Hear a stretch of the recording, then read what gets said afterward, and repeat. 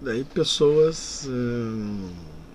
Vamos agora avançar um pouco mais ali sobre o sistema eleitoral. O que eu posso dizer para vocês, né, pessoas? Nós temos o capítulo 7 lá do livro, e que ele trata de ambos os sistemas.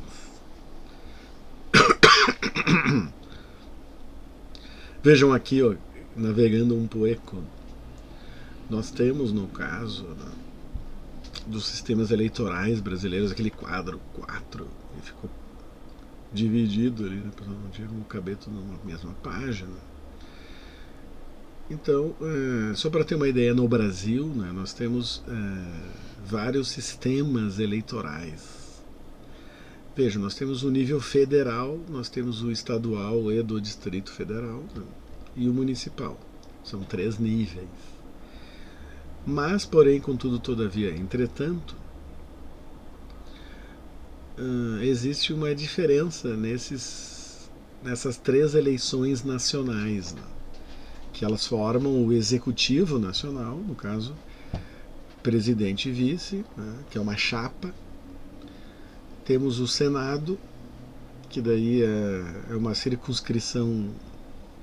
O Senado e o deputado federal, né, pessoal? São 3 representantes que despacham, funcionam lá em Brasília, né? No sentido de ocuparem as instituições da União, as instituições federais. Porém, contudo, todavia, entretanto, há uma diferença porque apenas a única circunscrição nacional, que é o termo técnico para nós chamarmos o distrito, ou seja, a circunscrição nacional é a mesma do Iapoque ao Chuí, ou seja, e até no exterior, quando as pessoas votam no exterior, somente acontece na eleição presidencial. Por quê? Porque são as mesmas pessoas concorrendo, os mesmos partidos e pessoas, as mesmas chapas do Iapoque ao Chuí no exterior. Então aparece a fotinho ali das mesmas pessoas na urna eletrônica. O voto é contado assim, um por um, né? Cada voto é um voto, né? Porque o nosso sistema ele é majoritário, né? O sistema eleitoral majoritário significa, né, que é o da maioria, ou seja, ganha quem tem a maioria. Na medida em que, por exemplo, se tem 2 candidatos, 3 candidatos, quem faz mais votos ganha. Você tem uma majoritário. Porém, nós temos uma adjetivação aqui, né, que o nosso sistema qualificado ele é um majoritário qualificado, ou seja, precisa da maioria dos votos válidos. São considerados votos válidos única e tão somente, na nossa legislação, os votos dados nos candidatos, né, no número dos candidatos. No caso da eleição presidencial, o número dos candidatos é o número do partido do candidato que concorre na cabeça da chapa, né, na presidência. Se há eventualmente uma coligação, se tem 2 candidatos de partidos diferentes, o candidato à presidência é de um partido e o vice de outro, o número lá na urna eletrônica é o número do candidato à presidência. Do candidato, da candidata à presidência. Então a pessoa chega lá e vota o número, aquele número. Esse é o voto válido para o sistema majoritário.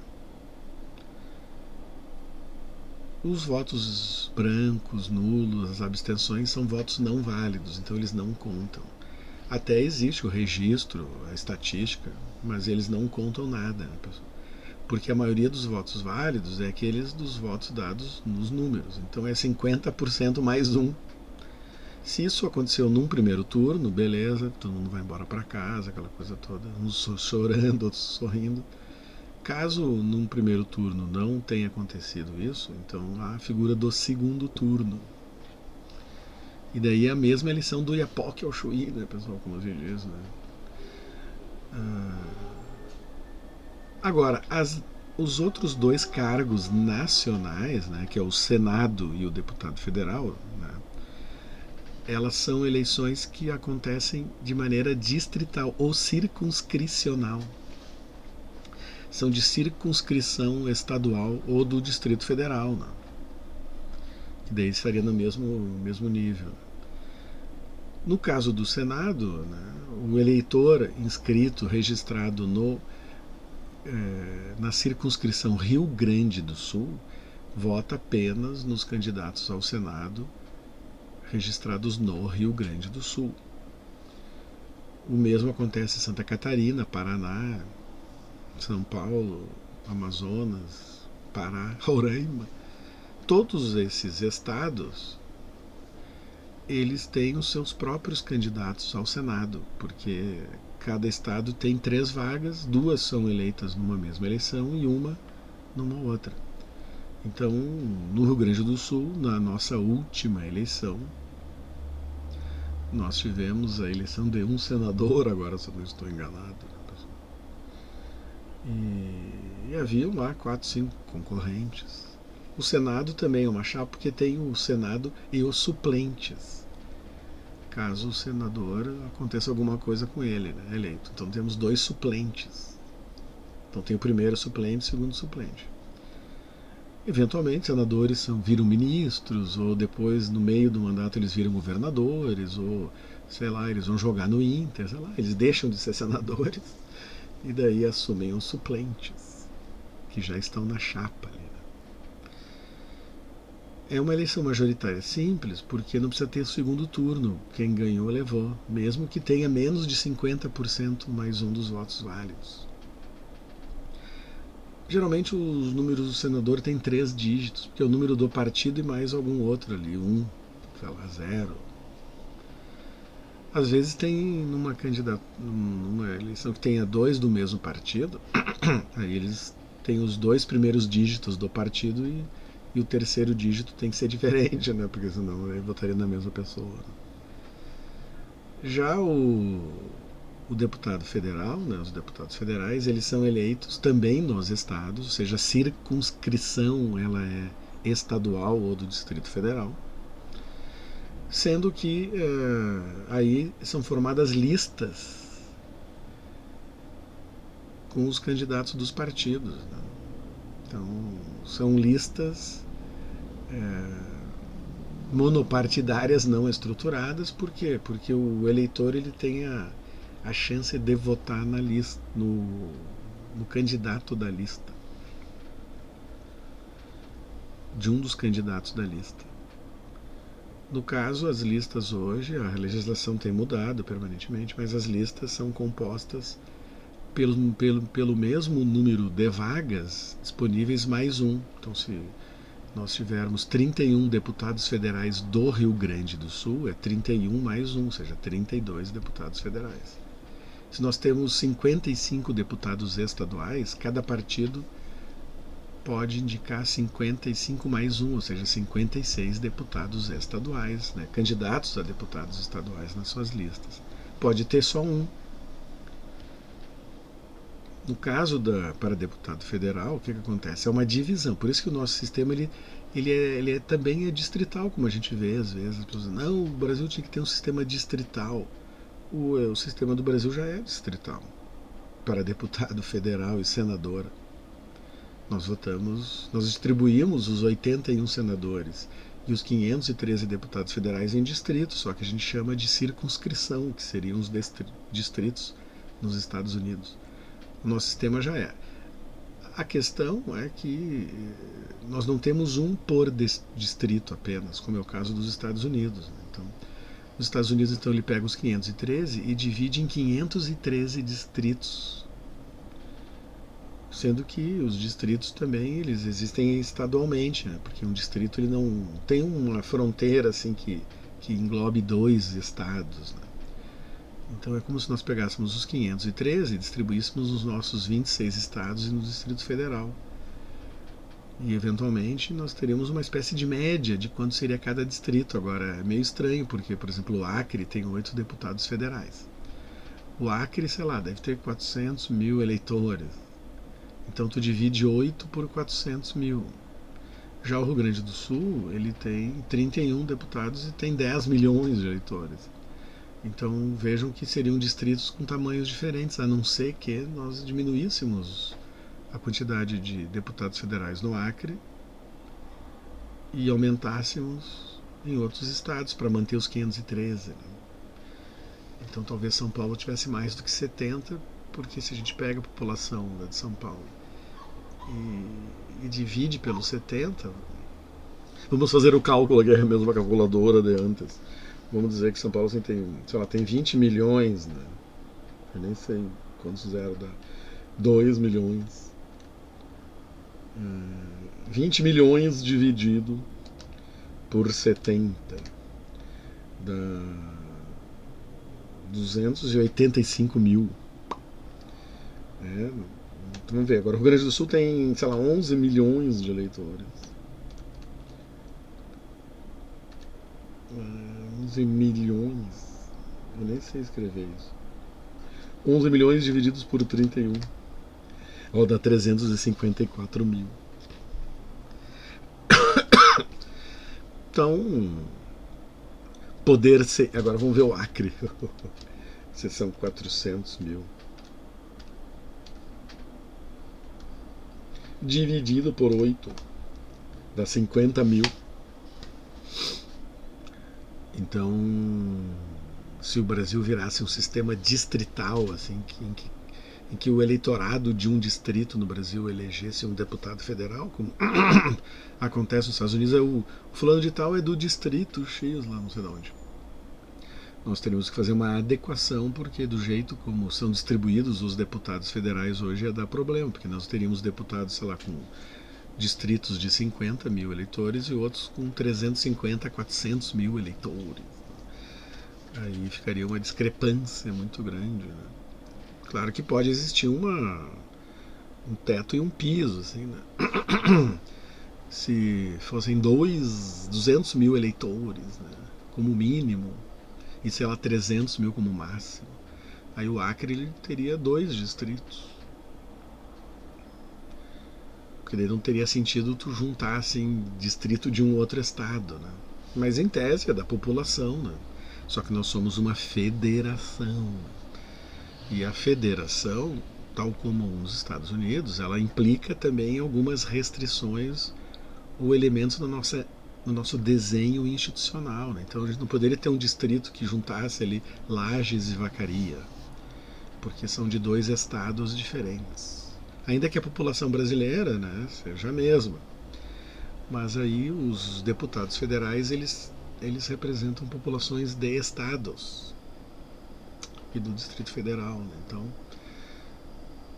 teríamos que ver uma eventual alteração. Do nosso jeito, então, nós misturamos os distritos ou circunscrições e os estados e distribuímos, então, né, os 513 num jeito que os estados menores têm uma quantidade mínima e os maiores uma quantidade máxima.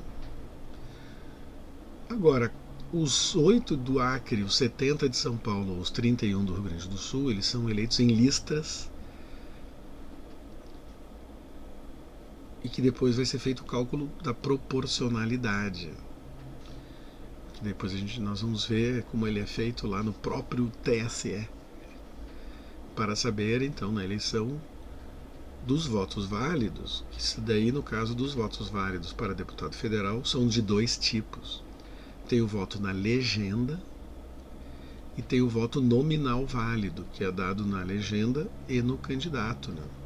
Claro que é um voto só, né? Mas é que os 2 primeiros dígitos são da legenda, da lista, do partido, e os 2 últimos dígitos são das pessoas. Então, isso diria que um partido só poderia ter 99 candidatos. Essa é uma questão interessante. São Paulo, por exemplo,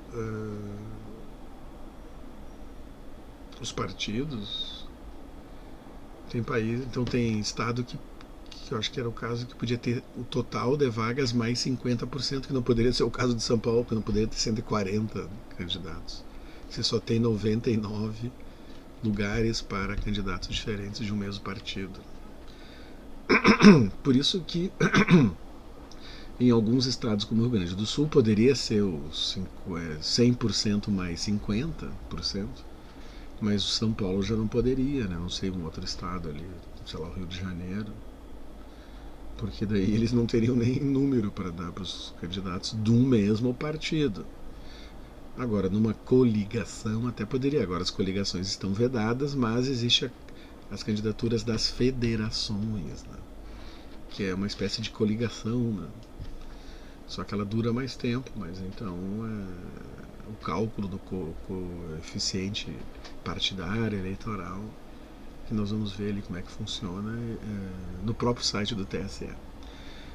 Essas são as eleições nacionais, né? O problema é que as eleições para o Senado e para os deputados federais, elas acontecem dentro de coligações para os governos estaduais, que são estaduais, né? Então, acontece às vezes de partidos estarem coligados na eleição do governador e no âmbito nacional estarem apoiando naquela coligação ali que apoia um candidato ao governo do estado, né, como tivemos nas últimas eleições, né. Aí podemos ter partidos que apoiam um candidato ao governo do estado, mas que eles estão separados apoiando candidatos diferentes a deputar a presidência da República. Isso até é comum, né, se nós formos ver. Acontece muito. Agora, porque a coligação estadual é possível fazer coligação para as eleições majoritárias, né, de governador e de presidente. Agora, nem sempre as coligações são dos mesmos partidos, né?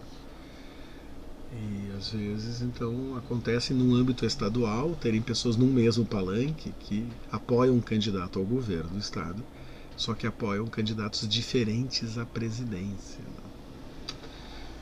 né? Isso já fica um pouco confuso na cabeça do eleitorado, né, pessoal? Depois nós temos as duas eleições que elas continuam na circunscrição estadual, mas elas só são para a circunscrição estadual, que é a eleição dos governadores e vices e dos deputados estaduais. Os deputados estaduais é a mesma coisa do deputado federal, ou seja, uma lista não estruturada, monopartidária, o cálculo do coeficiente eleitoral, do coeficiente partidário, das sobras e médias, tudo isso é tal como na eleição para deputado federal. Apenas a diferença é que daí os deputados não são divididos em distritos ou circunscrição, né? Eles são do mesmo circunscrição estadual. O que acontece então é que nós vamos ter para deputados estaduais pessoas que concorrem tendo a sua cidade de nascimento, de atuação política, por exemplo, em Pelotas, Caxias, Porto Alegre. São os mesmos candidatos, né? São listas diferentes. Então, se a pessoa mora em Pelotas, em Caxias e Porto Alegre, vai votar nas mesmas listas para deputado estadual.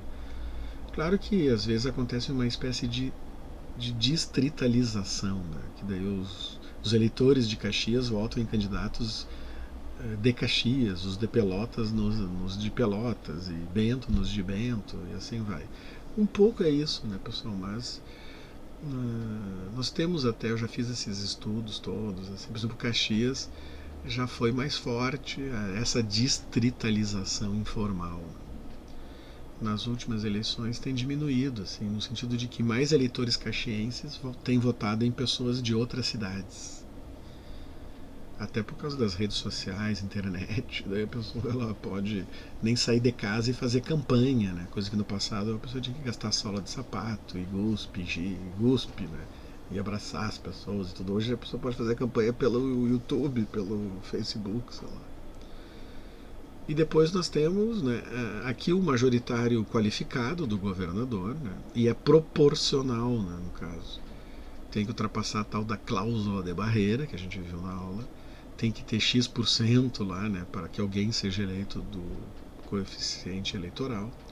Todas aquelas regritas, né.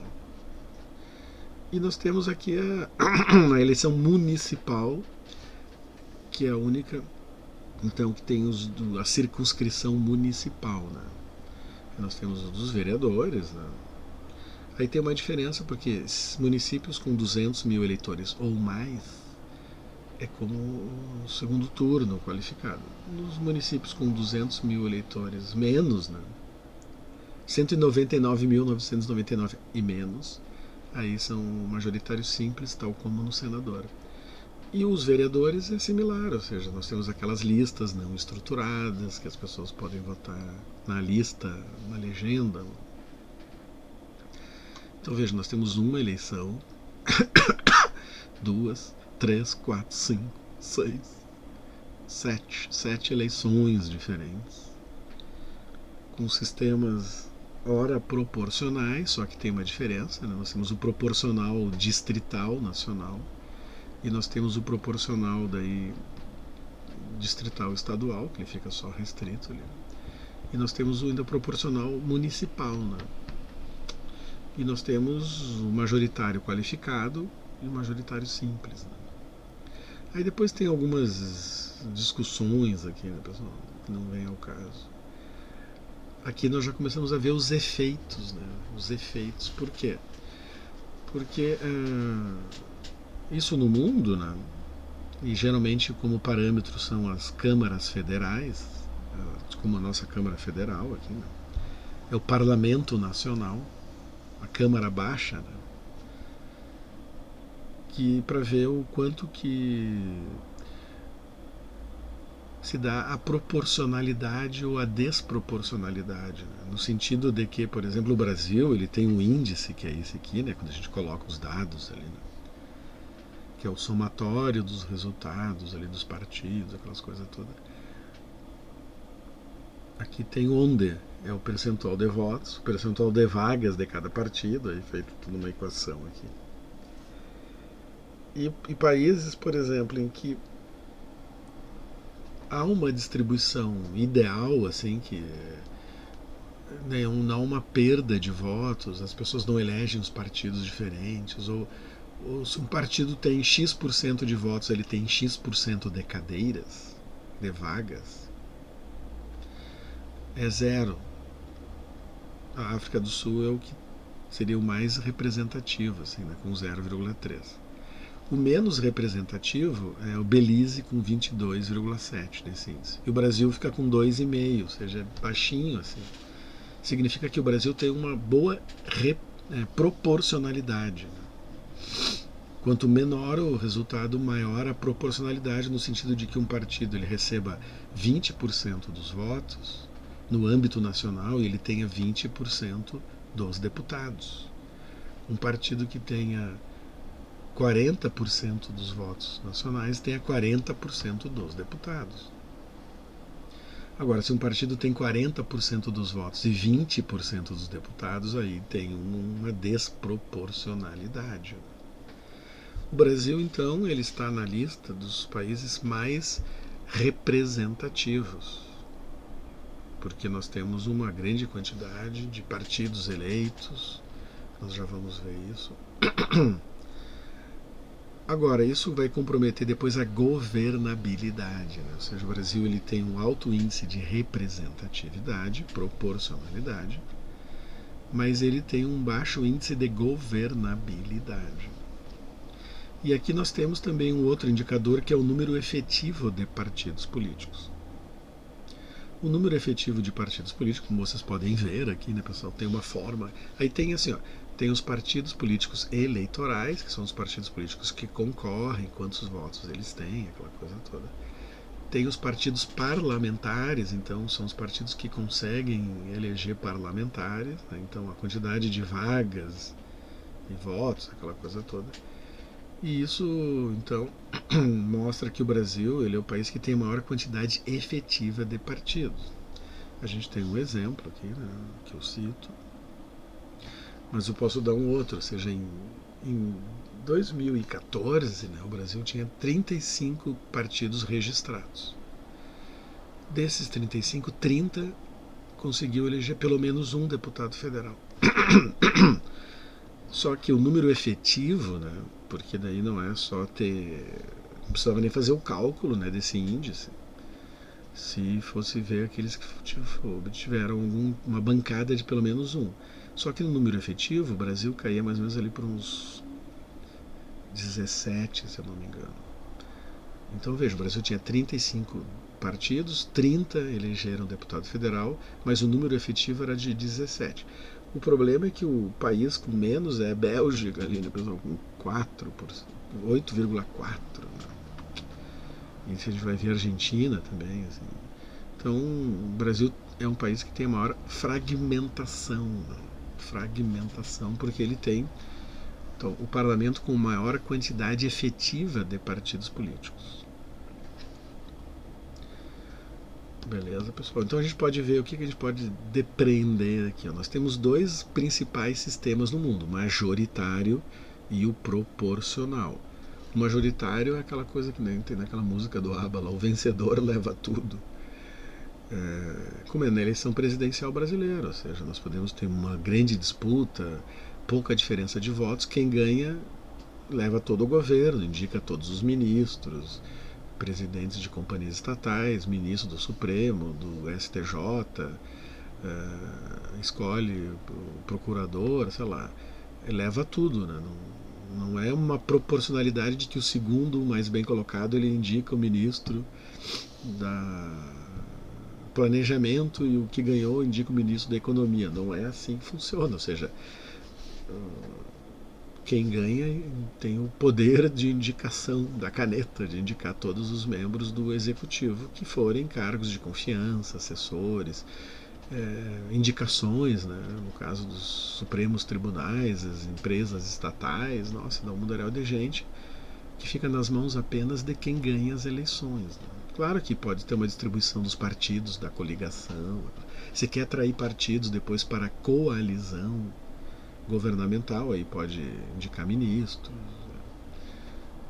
Já na eleição proporcional, nós temos um preenchimento proporcional às votações dos partidos, mas temos os índices, né, pessoal? Cadê o índice aqui?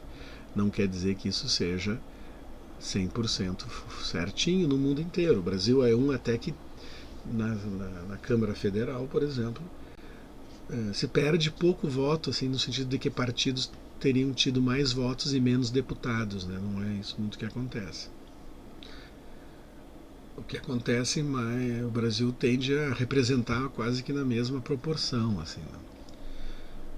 Né? Se fosse no parlamentarismo, né, os partidos com maiores bancadas provavelmente indicariam um primeiro-ministro e governariam, né? Aqui no Brasil, que é um sistema presidencialista, o presidente já foi eleito numa outra eleição. Então, o que acontece muitas vezes é que o presidente, o partido, a coligação presidencial atrai, se ela tiver a maioria sozinha, beleza, senão ela atrai partidos que eventualmente não concorreram juntos, seriam da oposição, para o governo, para funcionar mais ou menos como se fosse no parlamentarismo, tu tem uma maior base aliada, base de apoio, né? Porque no mínimo isso vai impedir impeachments, mas vai ajudar a governar também, no sentido da aprovação de leis que são importantes para a governabilidade, e por aí vai, né, pessoal?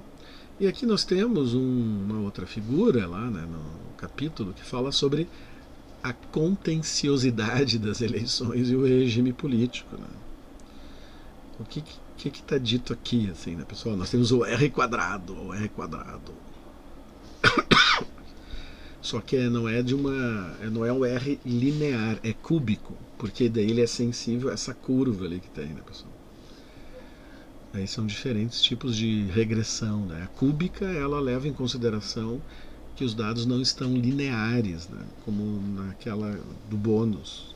Aqui é cúbico, vejam que tem uma sensibilidade, né? Assim, é uma reta que tenta ficar mais próxima dos países e que a distância de cada um deles, né, não seja muito grande em relação à reta. A reta talvez não passe em cima de nenhum país, apesar de que isso até acontece. A gente olha aqui a Itália, o Japão, Zimbábue, Congo, sei lá, Mauritânia, Guinéia, Turcomenistão.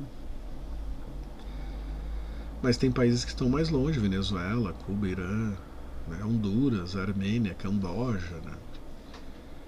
Então, mas é uma... Vejam, é 55%. O que aqui nós temos? Ó, a eleição se está num regime político mais ou menos livre. Aí a gente tem aqui da Freedom House. E aqui nós temos o maior ou menor contenciosidade, né? Aqui em cima são eleições mais contenciosas, assim, com disputas e brigas. E aqui embaixo menos, né? Se nós formos procurar o Brasil aqui, cadê o Brasil, né, pessoal? Brasil, acho que nem tem nada do Brasil aqui. Brasil. Lá, lá, lá, lá, lá, lá, lá. O que é o Brasil deve estar perdido aqui, que às vezes não aparece. Porque quando junta fica muito pertinho, assim, ele deixa fora. Aqui em cima são as eleições mais disputadas. Vejam que as eleições mais contenciosas, com problemas e brigas, elas são eleições que geralmente elas acontecem ou nos regimes não democráticos, ou nos regimes híbridos, ou alguma coisinha ali, ou até nos mais democráticos, alguns até. A gente pega o México ali, né? Nossa. Agora, a maior parte dos países que são democráticos, vejam, eles têm eleições menos contenciosas, né? Contenciosas. E isso é interessante, assim, da gente ver, né? Agora, as eleições, né? Nós temos, assim, pessoal, quando vocês forem fazer trabalhos acadêmicos, quando forem conversar com os amigos, é aquela coisa que eu sempre digo, você não fique citando qualquer, né? Então vejam, nós temos aqui vários endereços com pesquisas sérias, instituições com dados confiáveis, né? Que passam sempre por a preocupação disso. Então, sobre umas pesquisas sobre os partidos globais aqui, né, pessoal? Aqui nós temos sobre a integridade eleitoral, né? Temos sempre dados e pesquisas aqui, né, pessoal? Tem até cita aqui, pesquisa mundial de valores, aquela outra ali até do Global Parity Survey. Nós temos aqui também sobre esse Instituto Internacional IDEA, né, portuguesadamente falando, que também tem dados lá sobre as eleições, né, aos membros, né, os Estados membros, o próprio Brasil aqui, né, é um membro, né, dessa. E daí tem outras instituições aqui, né, essa aqui também é uma lá que faz estudos sobre as eleições, né. Ó, tem um monte de coisa aqui. Se a gente for ver, tem uma coisa do Brasil aqui. Bom, não vou ficar mexendo. Aí nós temos aqui variedades da democracia lá, né, pessoal? Todos os relatórios ali. Temos o projeto de justiça, né? Que tem todos os dados lá, né?